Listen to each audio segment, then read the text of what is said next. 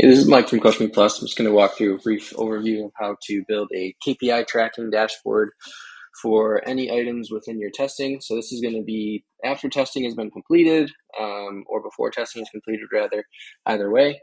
Basically how to walk through how to build a simple latest history graph, how to assign it to a layout, and then what it looks like at the end. A couple of the options that you can do along the way. So I'm going to start off by clicking on visualizations and visualization builder. For this example, I'm just going to do a simple latest history dashboard. So I'm going to add dashboard and scroll to that. Basically, the reason for this is it's one of the most popular layouts that we have. You can do a bar graph, a line graph, a spline, an area with a fitted curve and filled in underneath. So for this example, I'm going to do 20-yard dash over time and go ahead and add that field. So I'm going to click on the field plus button and select a field. Make it easier for me. I can either search in the top bar or at least filter by the field group on the right side here, select the field I'm looking for, and then I can edit the label. So if I just want to remove the unit label there, I can, because the unit is already identified down here. And you can add multiple fields to this as well. For this, it's going to keep it simple and do the latest 20-yard sprint. Down here, you can select the latest number of values to display. It doesn't matter how many values you have. Just note that if you do select something like latest 50 values, it might take a little bit longer to load because it's pulling back from further and further into time and history there. Next up down, I have three options. I can either include a group average, which is your training group, so your smaller subgroup, your team average, which is your full team group. So if you have 5 subgroups, but you're under a team folder, it would be all 5 groups, anybody within those groups. And then position average is if you have created and assigned positions to people within your system. So say your hockey team, you've got, forwards, wingers, D-men, whatever it is.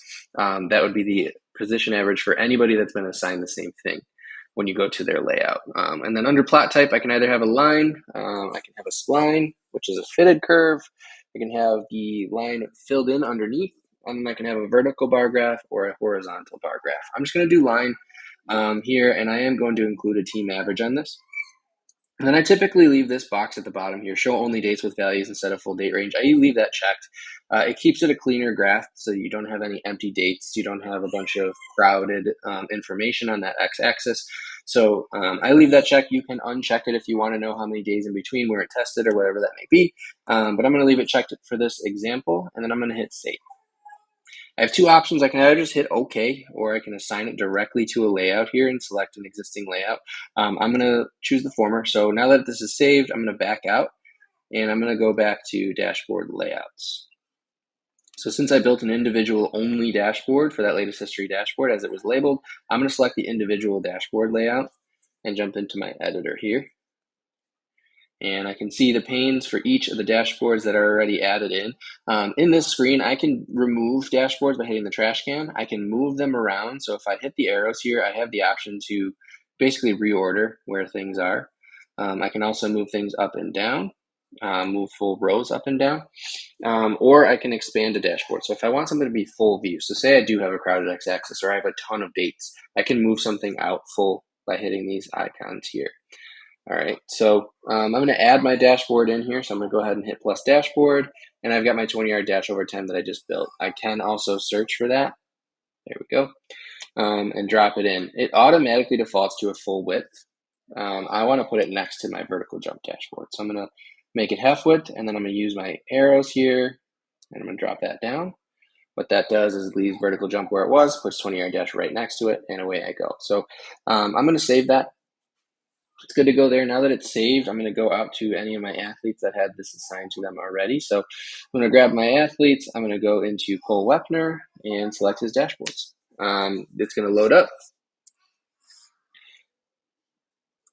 I may want to refresh my screen real quickly. But there you go. Go ahead. It loads the layout over time. And we've got the existing graphs that were in here. We've got our vertical jump that was in here, and then we've got our 20-yard dash over time here. So if I hover over these dots, it's going to give me what this person's value was in addition to the team average. So this person is slightly below the team average, slightly faster than the team average for this case, and so on and so forth down the line. So that dotted line there displays values over time there for you. And you can see it here on the vertical jump as well. And you're good to go. So you can always edit these. So within this layout, I can choose to hit this edit pencil, and maybe I only want to see, testing values from the last 3 days. So I can do that. So I change that, and then I can hit the save icon. We're saved, we're good to go. I'm gonna back out, back into my dashboard layout. And there we go. I have my last three dates. So pretty easy to change it out, pretty easy to edit it fairly quickly if you want to change the window that you're looking at. And that's how you build a KPI dashboard.